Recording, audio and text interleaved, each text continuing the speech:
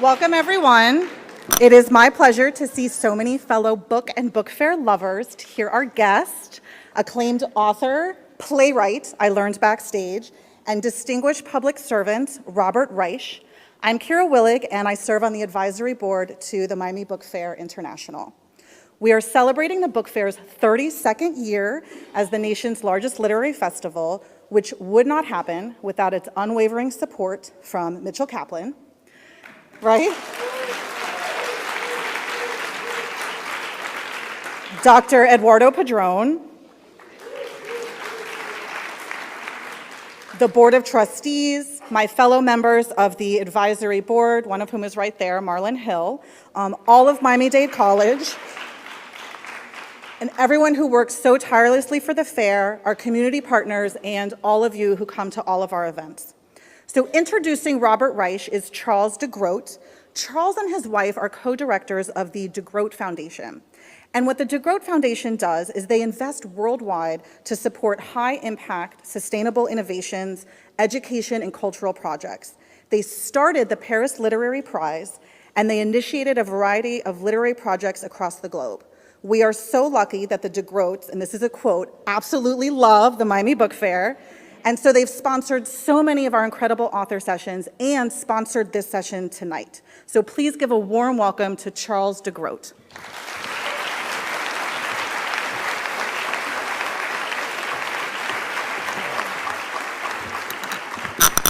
Oh, thank you. It's my pleasure to introduce Robert Reich tonight. As most of you know, he was Labor Secretary in the Clinton administration. What you probably didn't know is that Time magazine named him one of the 10 most effective cabinet secretaries of the past century. It's a huge honor. He's currently Chancellor's Professor of Public Policy at the University of California at Berkeley and Senior Fellow at the Bloom Center for Developing Economics. Mr. Reich is also the founding editor of American Prospect magazine and chairman of Common Cause. He's written, I was corrected backstage, 14 books and 2 plays, which I didn't know about, and I have to plug his film, Inequality for All. If you haven't seen it, it's really important. His latest book, which you should buy tonight, and he'll be signing right over there afterwards, is called Saving Capitalism for the Many, Not the Few. It's a myth-shattering breakdown of how the economic system that helped make America so strong is now failing it and what we can do to fix it. Passionate, yet practical, Saving Capitalism is a revelatory indictment of our status quo and an empowering call to civic action. So please join me in welcoming Robert Reich.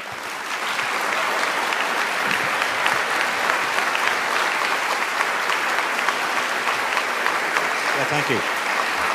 Thank you for being here.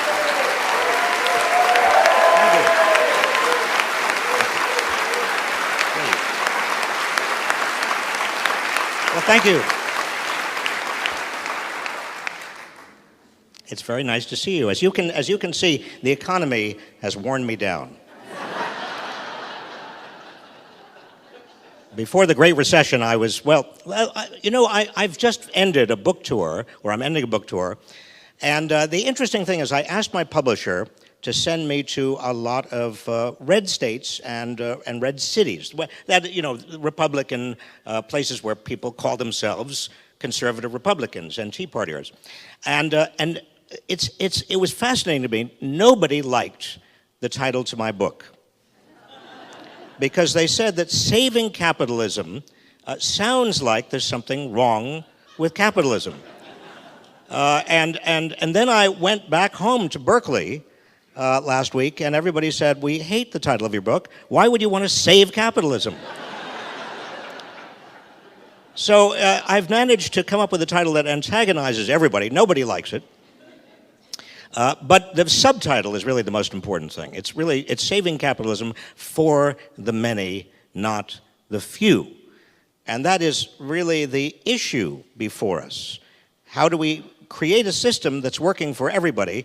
And there are a lot of people out there who are very upset and disgruntled and anxious about the economy, worried about what is going to happen to them and their children. This recovery has not really touched everybody. In fact, many people don't feel like they're in a recovery at all. In fact, if you look at the last 30 years, the typical American worker has barely improved his or her income adjusted for inflation. And that generates a lot of concern. I think for the first time in history, a majority of Americans now don't believe their children are going to live as well as they do. I have a kind of free-floating focus group. It's not based on, I could give you what the polls show, but I actually talk to people all the time. And on this book tour, people I didn't know kept on coming up to me in airports. I mean, strangers. And I think it's because I'm rather conspicuous. And just a couple of days ago, somebody came up to me in an airport, and I didn't know the person. They said, "What are we going to do?"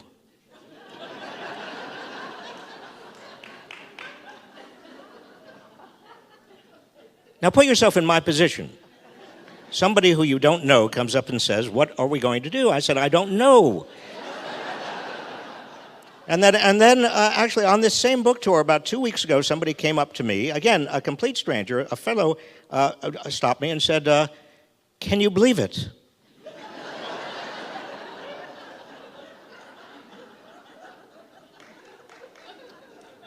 I said, "What?" But there is a kind of a generalized concern, and it's not just recent. It's not just the last 3 days about terrorism, although that obviously is on people's minds, but it goes back to something that is far more immediate and personal and about their own home economics. And when you stop and think about what has happened, you have to come up with a question, because the American economy is now almost twice as large as it was in 1980. And yet, as I said, the median wage hasn't increased at all. By the way, when I say median, I don't mean average. Average wages have gone up. The median wage is flat. Median wage has not increased at all. People get them confused. You know, the basketball player Shaquille O'Neal and I have a median height that is different from our average height. Our average height is 6'2". Median is half above, half below, and the thing is that when you shouldn't really talk about averages, because the people at the top bring up the average. The media is much more meaningful, and that's why, even though the economy is almost twice as large as it was in 1980, the fact that median wages have gone nowhere should create a question in your mind, and that is, where did all the money go? Class. It went, yes. And when I say that, and when I point that out, people immediately, and certainly through the Red America, where we're talking to people got a little bit nervous, because I've been accused of being a class warrior. I'm not a class warrior. I'm a class worrier. There's a subtle difference. And what I'm worried about is really just a couple of things. I'm worried, number one, that if we have almost all of the income and wealth continuing to go to the top, and it's not all of it, but a majority of it is going to the top, then the vast middle class and the poor don't have enough purchasing power to keep the economy going. This is something that everybody ought to be concerned about, not just people in the middle. It's not a matter of just fairness, it's a matter of just the economy. This is one reason why the economy has been so anemic for so many years. The other worry has to do with politics, and this is what I wrote my book about, the new book, Saving Capitalism for the Many, Not the Few. And I'm going to talk about it for the next 20 minutes or so, and then I want to take your questions, all right? And then I'll happily, eagerly sign your books. For years, I've been teaching and writing and being a government official and worrying about widening inequality. And for years, I've been talking about two major factors that are responsible for why, since about the late 1970s, early 1980s, inequality has widened. Stagnant median wages, stubbornly high poverty, and almost all the gains, or a majority of the gains, going to the very top. And there are two reasons that I have always written about and I've talked about, but I've left out the third. Let me just quickly go over the two. One is globalization, one of those words that has gone directly from obscurity to meaninglessness, without any intervening period of coherence. By globalization, I simply mean that we are in a very integrated global economy, so that if something can be done more cheaply in another country where wages are less and productivity is pretty good, well, then it's going to go there. And that's the way capitalism has been moving for the last at least 50 years. In fact, if you go back 120 years, you find a lot of globalization as well. The second reason is technology and technological change. And you find a lot of technology that is displacing people. And it started this round. Technology has always displaced people. I mean, the Luddites in Britain were taking their hammers to the automated machinery that was taking away jobs. But this pattern and this latest round of automation has led to computerization, has led to software that has taken away very, very many jobs. And it continues to do that. Globalization and technology and technological change have driven inequality to the extent that if you're well educated and well connected, you're on the winning side of globalization and technological change. You can use globalization to enhance your income. You're in more and more demand around the world, and you also can use technology. You can sit there behind your little computer, and you can use abstract symbols, and you can create value. And if you're not terribly well educated, both of those factors, globalization and technological change, are working against you. And I write books, and I've kind of taught courses, and they're all about globalization and technological change, and that's true. But I have not talked about, and I've left out, what is really a very large factor. And that's why I wrote this book. And the third factor, and it's getting bigger and bigger, has to do with power. Political power. Because as income and wealth go to the top, what else goes to the top? Power goes to the top.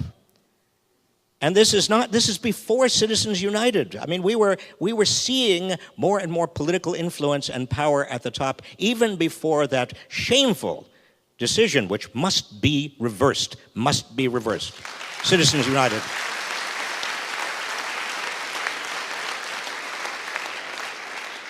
And even in the 1920s, the great jurist, the great Supreme Court Justice, Louis Brandeis, he understood this. He said, America faces a choice. Now, he said this in the 1920s. He said, America faces a choice. We can either have great wealth in the hands of a few, or we can have a democracy.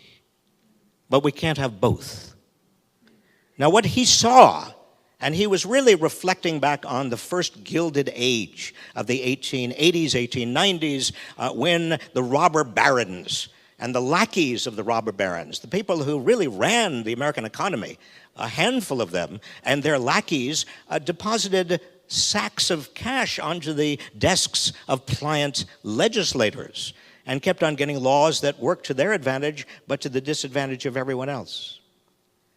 And what's happened over the last 30 years is we have seen a repeat of the same pattern.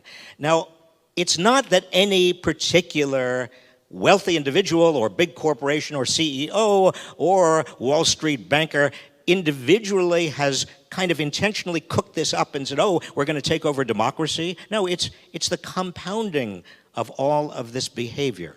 When you have so much money in terms of lobbyists, and also campaign contributions, and also money flooding Washington. And I've been there, and I've watched the flood in terms of just all of the experts who are hired, the so-called neutral experts who were actually hired to be and to say exactly what the big corporations and the bankers and the very wealthy want them to say in congressional hearings and in regulatory proceedings. When you have all of that going on, the compounded consequence of all of that is that you get laws and rules that are tilted in the direction of the very wealthy.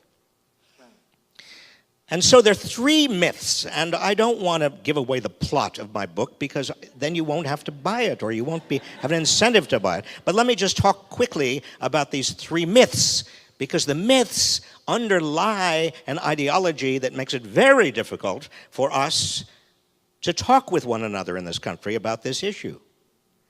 And that's one reason I asked my publisher to send me to red states in red America to talk about all of this with people who call themselves conservative Republicans, because unless we understand these mythologies, we are locked into our own ideologies that actually make it difficult for us to communicate. The first mythology is that we have a choice between the market and government. I can't tell you the number of times I am debating people who call themselves conservative economists or conservatives generally, and no matter what we're debating, we could be debating, the economy, we could be debating global climate change, we could be debating the universe, the origin of the universe. Doesn't make any difference, because within about 4 or 5 minutes, the question degenerates into, do you trust the market, the free market, or government? And the reason that is such a misleading question, and the reason that makes debate so difficult between the putative right and the left, is because you can't have a market without government. There is no market, free market, in a state of nature. That's survival of the fittest. That's the biggest and strongest, just beat up on everybody else. That's what I faced when I was 4 years old. And I don't like that. And I want to be in civilization. And a market depends on rules. It depends on rules about everything. What is property? I mean, we in this country, in the first half of the 19th century, up until 1860, we thought that it was perfectly fine to have another person as property, for people to own people.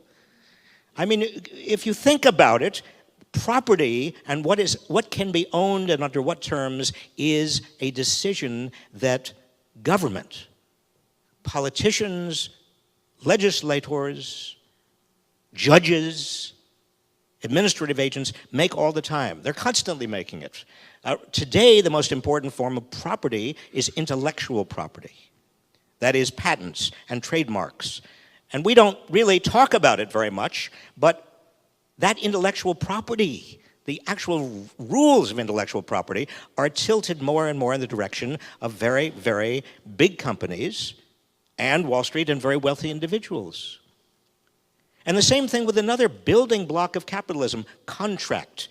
I mean, contract is the basic, I agree with you and you will do something and I'll do something if you do it. But contract itself, the laws of contract, have changed dramatically over the past 30 years. What is fraud? What is insider trading?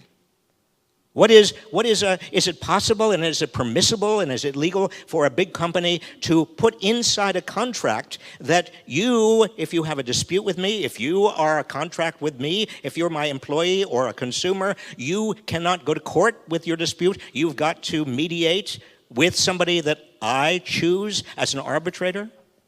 Well, that is legal here now. It never used to be. The New York Times had a big expose about this a couple of weeks ago, but it was in my book. Times just doesn't read. But you go through bankruptcy. We have, if you're a very wealthy individual, you can shield your wealth through bankruptcy. You can, if you get into trouble, and certain of your investments just go down the tubes, well, and your name is Donald Trump, you can declare bankruptcy at least 4 times and you never have to worry about a thing. But if you are a former student and you've got a lot of student debt, can you use bankruptcy to reorganize your debt? No. In fact, on this book tour, I ran into a woman who was actually, she was retiring. She was just on the verge of retiring, 65 years old, and she came up to me in tears at a book signing. She said that she just learned that her Social Security checks were going to be garnished because of her student debt. And what about if you're a homeowner? Suppose you're a homeowner and you got caught in the downdraft of the big Great Recession, and you still owe more on your home than the home is worth. Can you use bankruptcy to reorganize your mortgage debt? No. And why is it that Donald Trump can use bankruptcy, but the student debtors can't, and also mortgagees people who get in trouble because of their mortgage, they can't? Well, that has to do with power, friends. It's about power. Who makes the laws of bankruptcy? So instead of thinking about the market versus government, which gets you nowhere, it's a blind alley. If we have a discussion about who is government for, who's influencing the rules by which the market is organized, we get somewhere. And as I went around to red cities and red states and talked to audiences, people who called themselves, I'd ask, how many of you call yourself a conservative Republican? Most of them would have hands in the air. And I would talk about this very issue or set of issues, market versus government, but look behind the market versus government debate and ask yourself who is actually making the decisions that affect the organization of the market, and is that helpful to you or is it helpful to somebody else? We had a great set of discussions. The second mythology that follows directly from the first is you are paid what you're worth. Now, in the movie Inequality for All, which I did a couple years ago, one of the most poignant scenes in that movie had to do with a union hall. These workers were trying to decide whether to join a union. And I talked to a young worker who was trying to decide, and he said, I've decided not to join the union and to vote against the union. I said, why? He said, because I make $11 an hour, and I don't think I'm worth more than $11 an hour. I said, why do you think you're not worth more? He said, because I don't have the brains. Now, the reason I thought that was poignant is because he has internalized a fabrication. In other words, the idea that you're not worth more than you're paid is either a kind of an obvious tautology. I mean, obviously you're not worth more than you're paid in the market if the market is paying you what you're earning. I mean, that's sort of a brainless tautology. It's either a tautology or it's a statement that is a moral statement. You're not worth more than you're paid. You're worth in some moral way, some socially determined way. You are not a person who's worth more. But you see, that morality that is attached to the word worth is only viable and only meaningful if the market is organized in a moral way. If there's no morality in terms of how the market is organized, if the market is actually tilted in the direction of the people who have the wealth and power to get the rules that help them in terms of defining how the market is going to be run, then there is nothing about the market that is necessarily moral, and therefore there is nothing about what you're paid that has any moral meaning, other than that's what the market is paying you. We have now in this country two groups of people who defy the moral idea of America, of an American meritocracy. One group is called the working poor.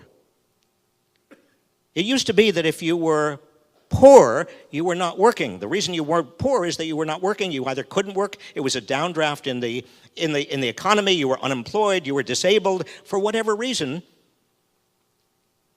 But now we have larger and larger number of people, millions of people, who are working full-time, but they are poor. That should be, a working poor, that should be an oxymoron. There should be nobody in America who's working full-time and poor. That violates our morality.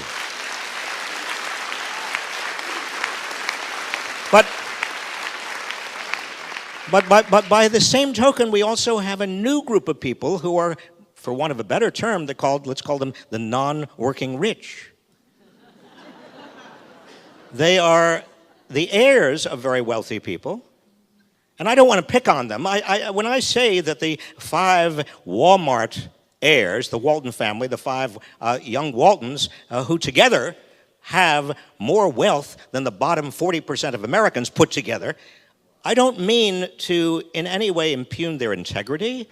I mean, this is the way the system is organized. They were heirs.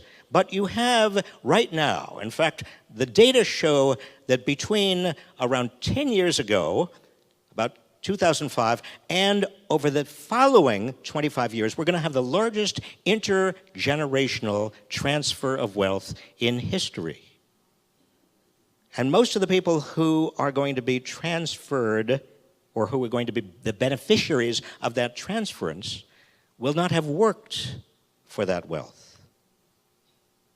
Now think about these two groups, the non-working rich and the working poor.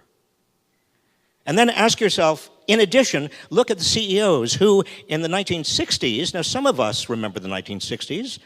I'm looking at you and I think you remember the 1960s. And I certainly remember the 1960s. It wasn't that long ago. In the 1960s, the CEOs of big companies were paid, on average, 20 times what their average employees were paid. Today, the CEOs of big companies are paid, on average, 300 times what average workers are paid. Now, is that the market? Is that because they're worth 300 times? No. Something else is going on there. And if we put the morality aside and we examine how the market is actually determining what people are paid, we can have an interesting discussion between left and right. And I did.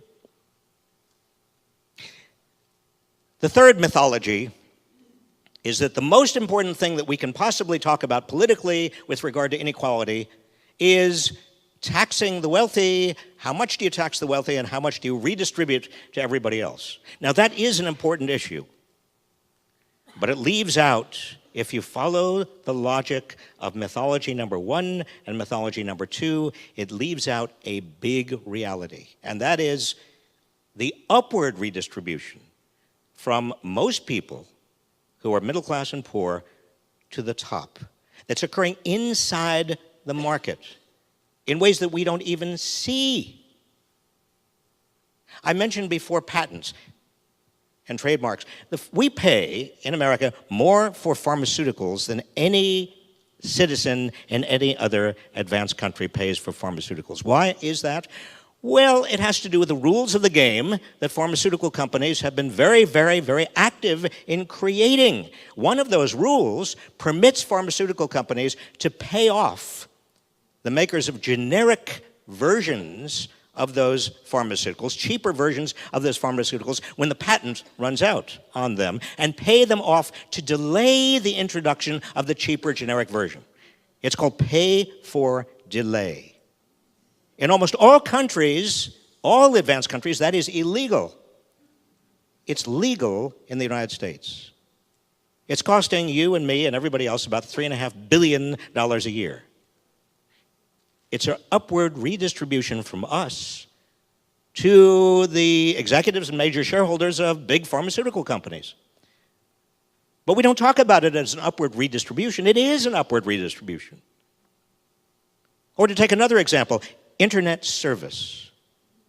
We pay more for the internet service we get than the citizens of any other industrialized country, and we have slower internet service than they do.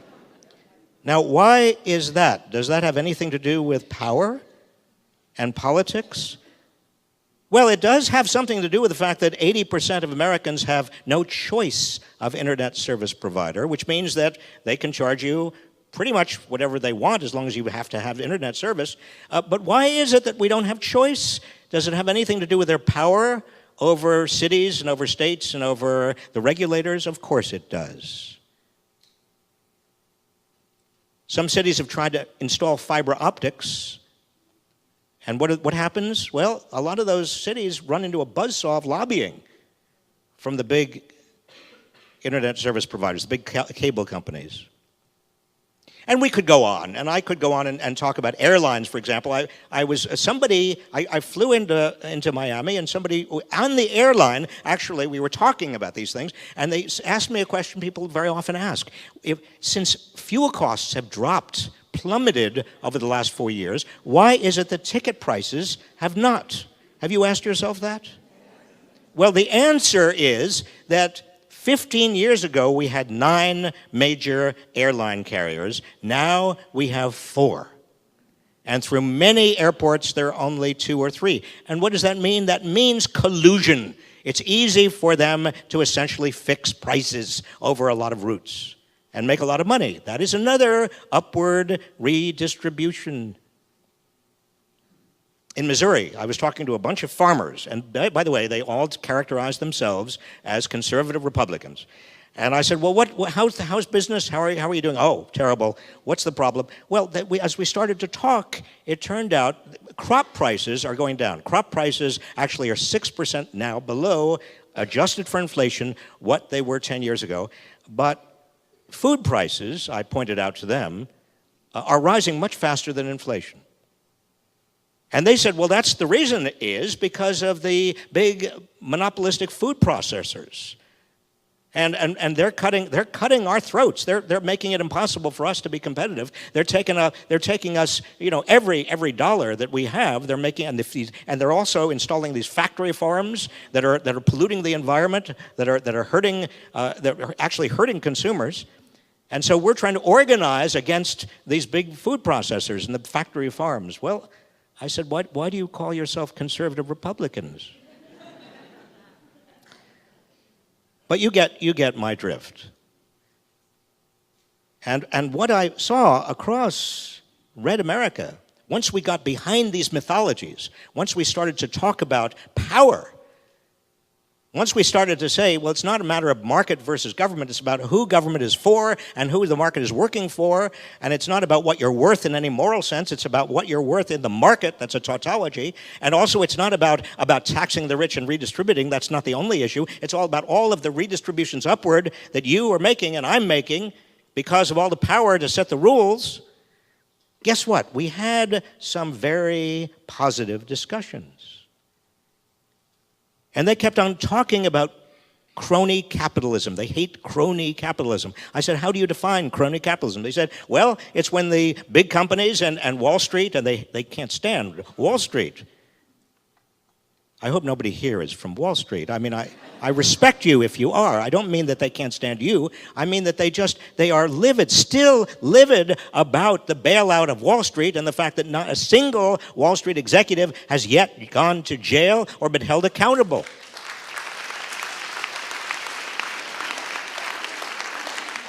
And they call all of that crony capitalism. It's crony capitalism, all the payoffs, all the money. I said, well, do you want big money out of politics? Yes, they said, across Red America. And I said, well, I do too. And we got into details. What about the Trans-Pacific Partnership? Do you like that? They said, no. That's a giveaway to big corporations. It's going to mean even fewer jobs in America. I said, why do you call yourselves conservative Republicans? You sound exactly like me. Now, there are differences. I mean, once we got into cultural issues and social issues and a lot of racial issues, I mean, there are differences. But on these economic issues about economic power, there's an extraordinary overlap. Which gets to my final point with you. What do we do about this? Well, in the book, I explain what we have to do. And I'm not going to give it away. But let me just say I'm optimistic. I'm optimistic for a number of reasons. I'm optimistic, number one, because in this country, over the last 200 or so years, we have 4 times got capitalism back on track when it was getting off track and really working for a handful. The first time was in the 1830s. The second time was between 1901 and 1916, the so-called progressive era. The backlash, appropriately, against the first Gilded Age and the robber barons. And then again in the 1930s, we had no choice but to fundamentally reform capitalism. And then, those of you who remember the 60s, we did some things like civil rights and voting rights and Medicare and Medicaid to be proud of from the 60s.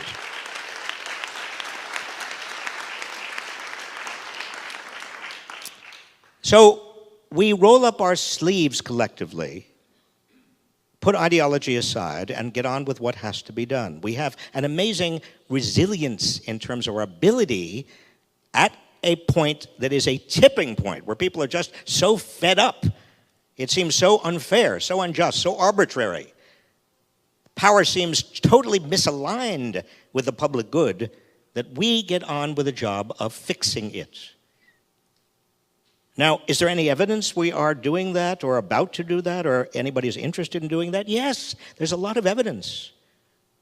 There's evidence in terms of the 2016 campaign. If you had asked me a year ago, who's going to emerge as the candidates, Republican and Democratic candidates, I would say there is no question about it.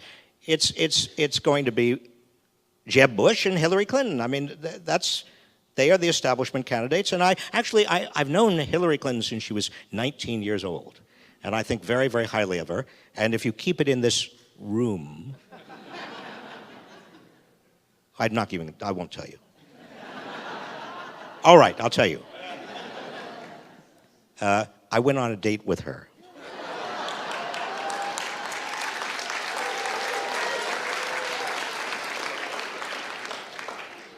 Before Bill.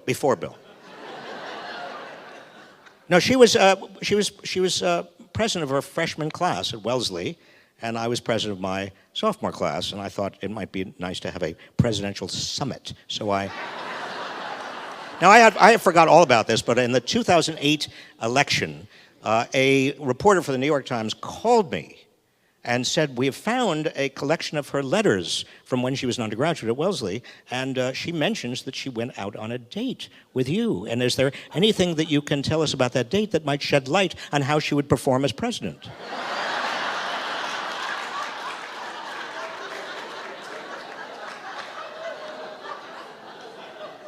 So with my tongue firmly planted in my cheek, I said, well, we went to a movie, and all I can tell you is she wanted an inordinate amount of butter on her popcorn.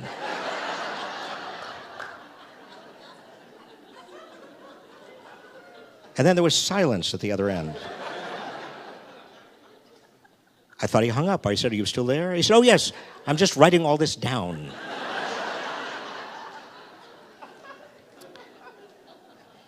So I've known her for many years. I have a lot of faith in her, but I'm also very impressed by the policies that Bernie Sanders is talking about. He's speaking.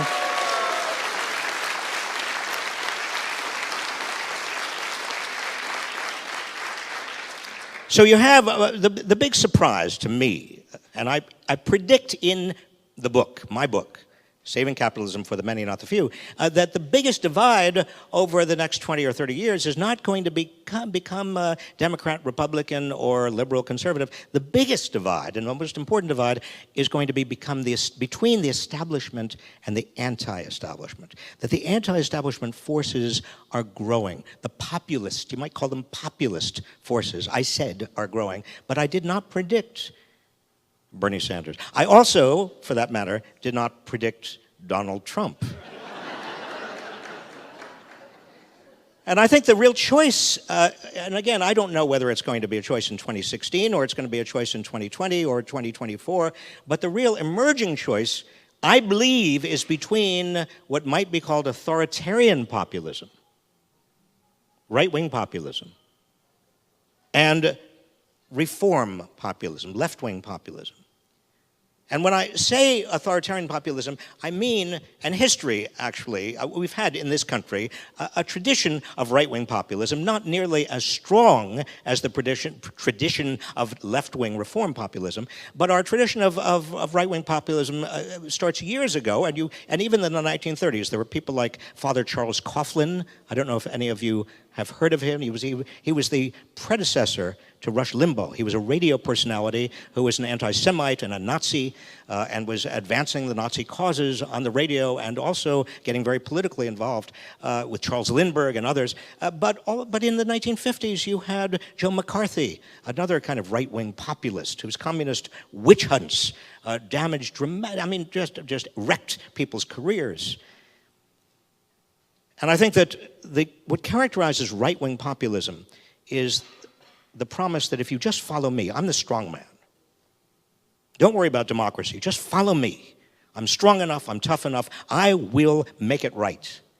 And by the way, your problems really stem from them, and there's scapegoating that goes on, always in right-wing populism.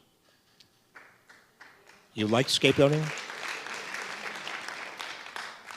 And you see that even, again, before the tragic events of last Thursday night. There was already scapegoating of Muslims, already scapegoating of Mexicans. And you see this ugly hate-mongering going on. And you know that it is not only dangerous, but it also violates the central moral tenets of what this country is all about. And we must not allow that. We must not allow that. And then you have left-wing populism, or reform populism, which has much more of a tradition in the United States. And you go all the way back to the populists, William Jennings Bryan, and the fighting Bob La Follette from Wisconsin, and then right through Teddy Roosevelt in the Progressive era, and obviously his fifth cousin, Franklin D. Roosevelt. But that's the choice before us in terms of how we get this system back on track. And it is growing. Populism is growing. We can't put the genie back in the bottle. So my optimism is founded in our history. My optimism is also founded in what I heard on my little book trail. What I kept hearing from red states, the kind of dialogue that I shared with you. And my optimism also is based, finally, on the fact that I spend a great deal of time with young people between the ages of 18 and 25. I am a professor. Now, I am a professor at a wonderful public university called the University of California at Berkeley. You graduate? Berkeley graduate? No? Yes, you are. Go Bears.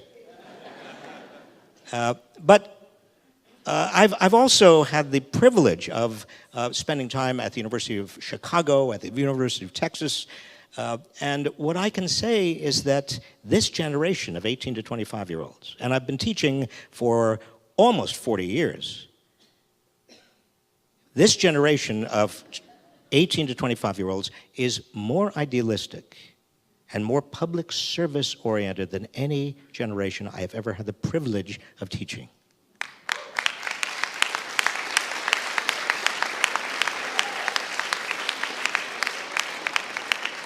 And that makes me optimistic as well. And so my real concern is that people understand what's happening to them. They understand the basic causes. They understand the dynamic. That's why I spend the time I do teaching and doing films and ultimately writing this book. Thank you all for coming tonight. I appreciate it. Thank you.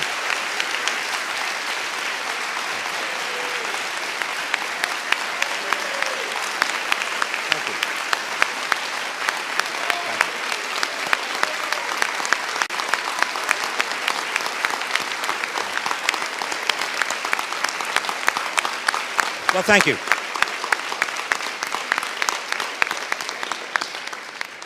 And now we'll have your questions, and there is a microphone there. And why don't you just introduce yourself, and if I could ask you to keep it to a question. You know, sometimes I'm very specific in my question, actually.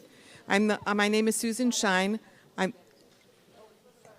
Is it not on? Yes, I can hear it, and I'll repeat your question. Okay. And if I can't answer it, I'll repeat a question I can. Okay. Thank you, thank you, thank you for being who you are and speaking out. And I thought my name is Susan Shine. I'm the founding director of an organization, a nonprofit called the Entertainment Industry Incubator, and we've been here for almost 18 years working with filmmakers and local people. No, Susan, she's introducing herself. Yes. It's not important. It is important, but we don't have much time. Yeah. Okay, so your film, Inequality for All, speaking of that, and I'm curious to know whether it was shown in schools. I thought it should be mandatory in every school in the country, number one. And number two, you, I don't know, maybe a year ago started an organization called Inequality Media, where you continue that sort of work. Can you talk a little bit about that, please? Okay. Well, the movie did get a number of awards at Sundance, and it is now being shown in many classrooms around the country. I'm amazed, both in high school and in college. It's very gratifying. And somebody asked me just a little while ago to compare the effectiveness of writing a book and doing a movie. And there is almost no comparison. Writing a book is easier than doing a movie. It is also cheaper than doing a movie. But writing a book doesn't immediately get to as many people as a movie does, particularly younger people.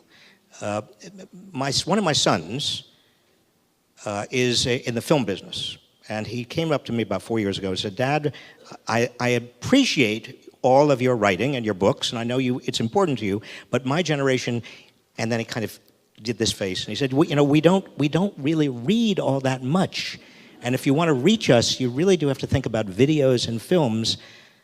And then I spent about 3 weeks depressed. And then we started this movie, Inequality for All.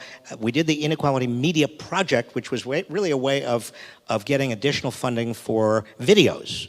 And we've been doing a lot of videos. We put it on my Facebook page and a lot of Facebook pages, and they are actually having very, very large circulation. We did one, for example, arguing against the Trans-Pacific Partnership that has been seen by 8 million people. That's bigger than most movies, and we'll continue to do that. And all of those are originated with you, or people come to you with ideas? It's both ways. Some people come with ideas, and some people, sometimes I started. We just do it like whenever we can. Thank you for your question. David London from West Palm Beach, came here by public transit. Anyway, I'm an official 1968 dropout of Miami-Dade College economics courses because the dismal science.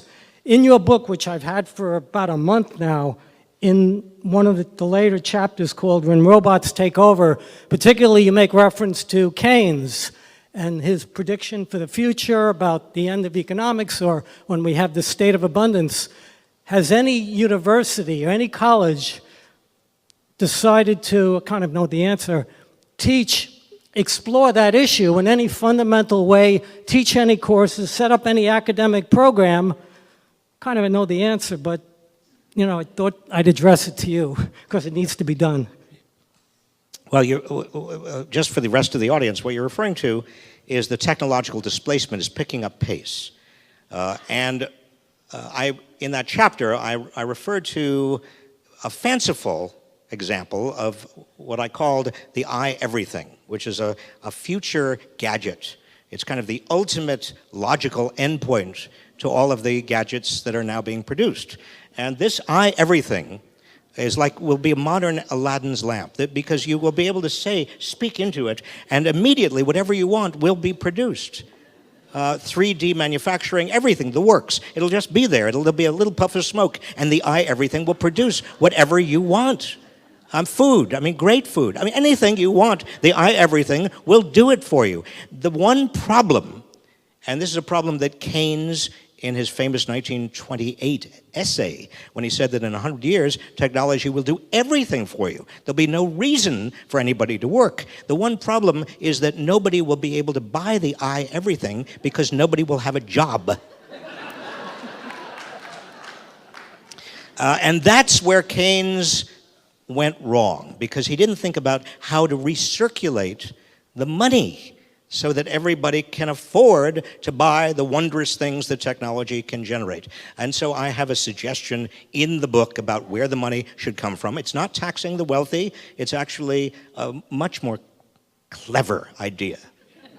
But it is a big problem. And just to put an end to that thought, I was visited about 6 months ago by the CEO of the largest high-tech firm within 200 miles of San Francisco. I'm not going to mention it. But he wanted to talk about where technological displacement and widening inequality was going, and we had a great discussion, and I finally asked him, well, why are you so concerned? He said, because I am worried about who's going to be able to afford to buy my products after they're all technologically displaced. So they're thinking about the future. They don't have an answer yet. Yes. Well, first I'm going to give you a plug, and you may like to watch these films. I did host MoveOn.org, where we showed a few of your little, what were they, 3-minute films, I think?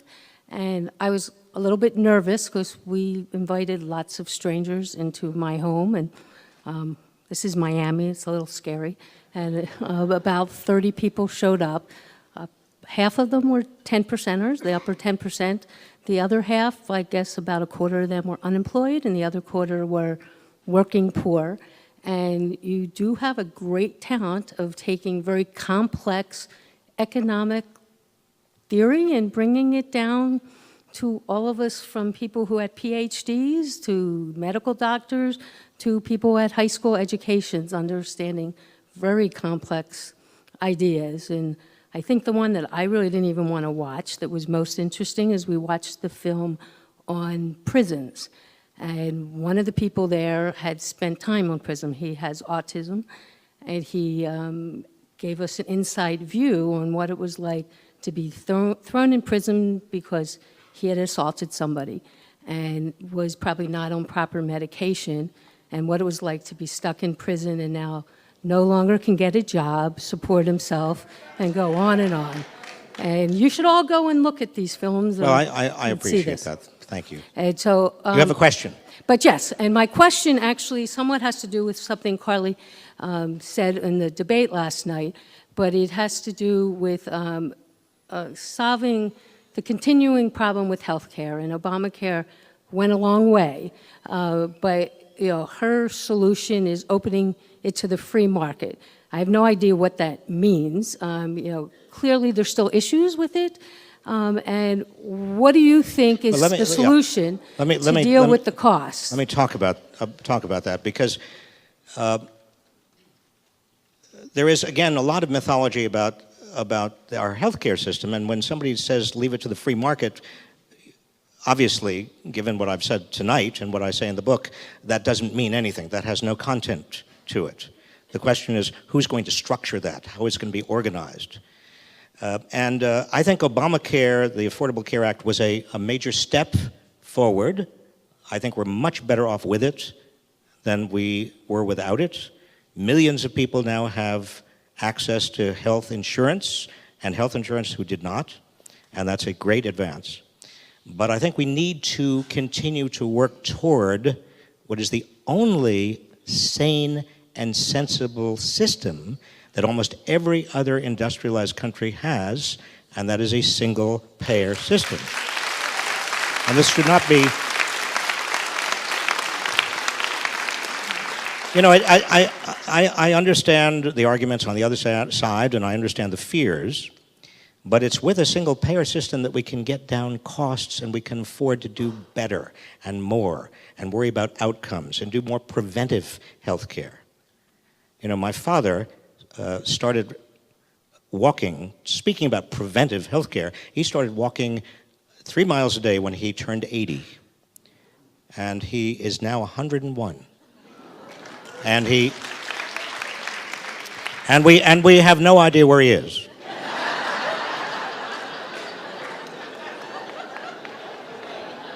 Yes.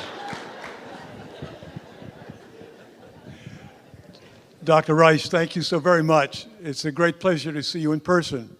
Also am 80 years old, and I would like to live to 101 like your father. Okay, done.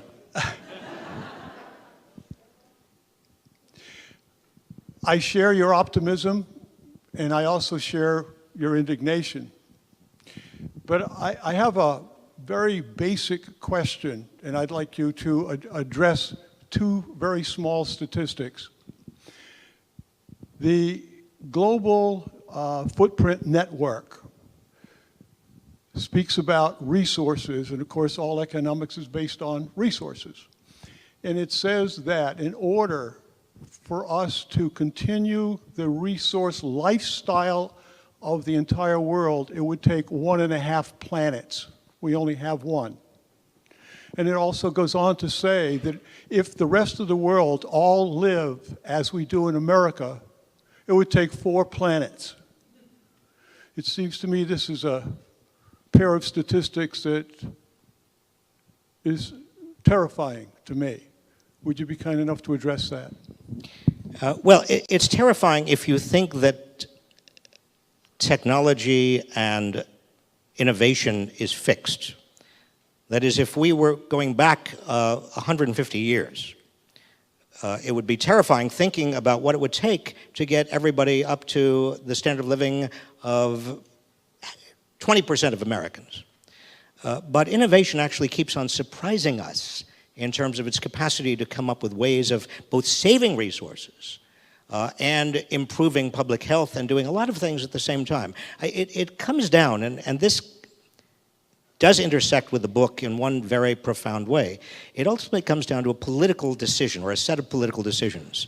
How do we use increased innovative capacity in the United States and around the world? Do we use it to just create more stuff that we buy and take into our homes for purely materialistic reasons, or do we use it to improve the quality of life of people, both education and healthcare and public health and the environment? We can use it for different purposes. There's nothing about increased innovative capacity that dictates that it only be used for material stuff. But we have got to organize the market in such a way that it becomes possible and desirable to actually invest in different ways. Did you have a follow-up? You look perplexed, and I don't mean to perplex you. I'm very perplexed. But here's what I'm thinking. Okay, good. We have about 2 minutes left that I've been given, so I need to be able to talk as quickly as I can. I'm going to be very succinct. My name is Adele. I'm a graduate of Berkeley Law School, but I grew up in Miami and work for a local legislator here who is very forward-thinking, I'm proud to say. I share your sense of optimism about the potential for progress, but I'm deeply concerned about a really corrosive and pervasive narrative that government is ineffectual, transigent, right, unresponsive, and so many of our colleagues who are legislators themselves always defer to the private sector. You have so many great ideas. How do you counter that really ugly narrative that government is irrelevant? Well, I think you counter it. You begin to counter it the way I tried to tonight. That is, you say government is setting the rules, and the rule-setting aspect of government in terms of how the market functions is one of the most important, least understood, and also continuous functions. It's hidden. We've got to expose it. We've got to get rid of all of the corporate welfare, all of the special favors, all of the redistributions upward. If we did that, we would all be far better off.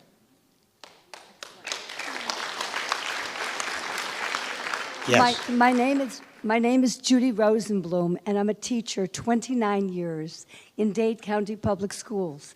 And I wonder what could be done to help some of us teachers who are being blamed, bullied, and hurt by all of the things that are going on in the public school system, not just in the state of Florida, but all over the United States of America. Well, one of my biggest concerns, honestly, is that we, not only are we scapegoating teachers for things that they are not responsible for, but we are failing to honor teachers. We're failing to pay them enough, and that is a fundamental problem in our system. I feel like we're becoming part of the working poor and the middle class that is going down. Well, I couldn't agree more. I mean, I think that, again, there's an attempt to say teachers' unions are the problem, and I know, because I've worked with teachers for years, and I am a teacher, that there may be some teachers that should not have got tenure, and maybe you want to, certainly if you increase their pay, you want to make sure that they are doing well and they are teaching well, but teachers are the great heroes of America. They are the great heroes. Let me, I'm going to take one more question, and then I want to wind up, because I have something else I want to share with you. Okay, I'm an educator, and I also mentor college students who feel that they are voiceless. And my question kind of comes from them. So in the past few weeks, there have been incidences of anti-racism student protests at colleges and universities, like Amherst College, Yale, and Missouri. What do you think the administration at school should do in order to address the concerns of these students? And why do you think these protests are happening on college campuses right now, as opposed to what in 9/11 or in other times that we've been that this is happening? So well, I can tell you, because I visited some of those campuses, and at the University of Missouri, the students began organizing right after the shooting, right, in Ferguson, and those students wanted to talk about it. They wanted the administration, they wanted the community to talk about it, and there was no support at all from the administration. And I know a little bit about Yale. I went to law school there, and I know some of the administrators there. The way it's being portrayed is a contest between free speech and inoffensive political correctness. That's not really what it is. It's not a free speech issue, because it's not as if on most of these campuses, like Yale, or private campuses, it's not a First Amendment issue. The question is, how do you make sure that there is respectful, civil debate on these campuses? These administrators and the teachers and everybody and professors, all of us and students, we all have a responsibility to make sure that people are learning from each other. I tell my students, you cannot learn better than if you talk to somebody who disagrees with you. That's the best way of learning. But if it's an atmosphere of hatefulness and people feel unsafe, they're not going to even venture out to even approach anybody who disagrees with them. And unfortunately, that's what has happened on many campuses. So it's a balance. You've got to create an atmosphere of mutual respect and listening and civil discourse, and then people can start learning from each other. thank you. Thank you. But that sort of gets me to where I wanted to end, and that is about the bubbles that all of us live in. And when I say that we live in bubbles, I simply mean that we tend to talk with people who agree with us, or listen, or go to media or the social media that agrees with us or that confirms what we already believe. And we don't tend to seek out people who disagree with us. And unfortunately, that means that we are not only not testing our own ideas, but we're not even giving anyone else an opportunity to persuade us, and we are not giving ourselves an opportunity to persuade anybody else.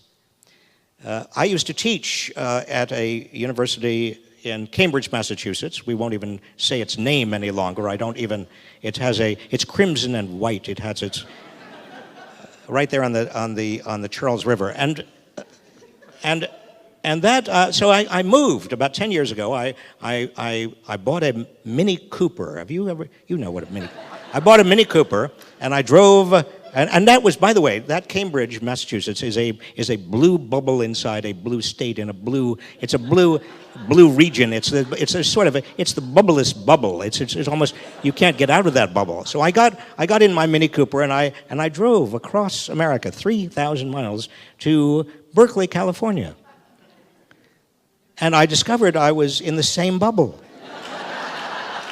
I never left Cambridge. I mean, the only difference is that the weather was much better.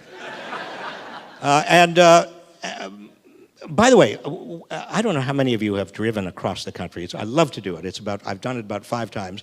I was actually sitting in my Mini Cooper. This is part of bubbles. I was sitting in my Mini Cooper in a gas line in Oklahoma, waiting to get gas. And these two very big truckers came up and tapped on the window. And I lowered the window, and I said, "Can I help you?" And they said, "What is this?"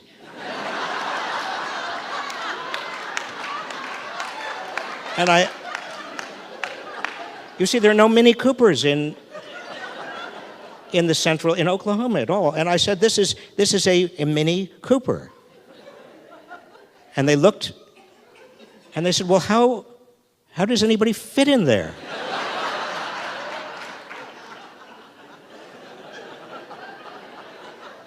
So I opened the door and I stood up and I said, "No problem, no problem."